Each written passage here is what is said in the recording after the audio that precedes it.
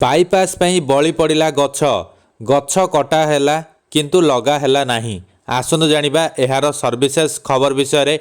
Jaipur bypass रास्ता निर्माण पई बली पड़ा अनेक गछ कटिला 50 रु ऊर्ध्व तेंतुली आंब भली फलंता गछ इतिमध्यरे गछ कटाकू बीतीगलाणी 1.5 वर्ष अथच जातीय राजपथ विभाग गोटाए भी गछ लगाइबारे सक्षम होइनाही। आगुकू आउरी 12 रु 13टी आंब गछ काटिबा पई चिन्हट सरीची। क्षतिपूरण दिया जाई नथिबारु व्यक्तिगत जीवन रे थिबा आंब गछ कटा जाई नथिबा जणा पड़िछि। जयपुर उपकंठरे थिबा होटेल हेलो जयपुर निकटरू बाईपास रास्तार निर्माण कार्य आरंभ होईछि। उमुरी रेलबाई ओभरब्रिज निकटरे एहा सरीबा प्राय 4 किलोमीटर 947 मीटर लंब विशिष्ट एही रास्तारे बेसरकारी सरकारी जमी घर गछ रही। 4 लाइन विशिष्ट 45 मीटर ओसार रास्ता पई 50 रु ऊर्ध्व बड़ गछ कटा जाइथिबा बेले काजू भली अनेक फल प्रदानकारी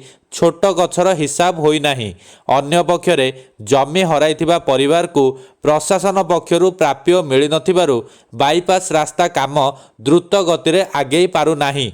बाईपास पई अधिग्रहण हेबाकु थिबा 21.514 हेक्टर जमी मध्यरु अनेक जमी हारंकु क्षतिपूरण प्रदान करा जाई नाही।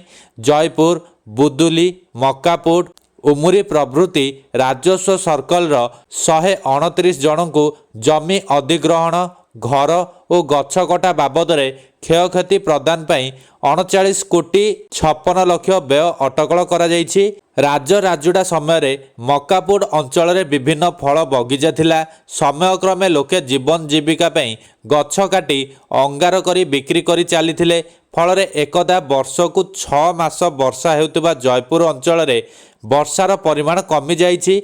जलवायु परिवर्तन प्रभाव रे मालभूमि कोरापुट रे एसी व्यवहार मध्य बढ़िछि।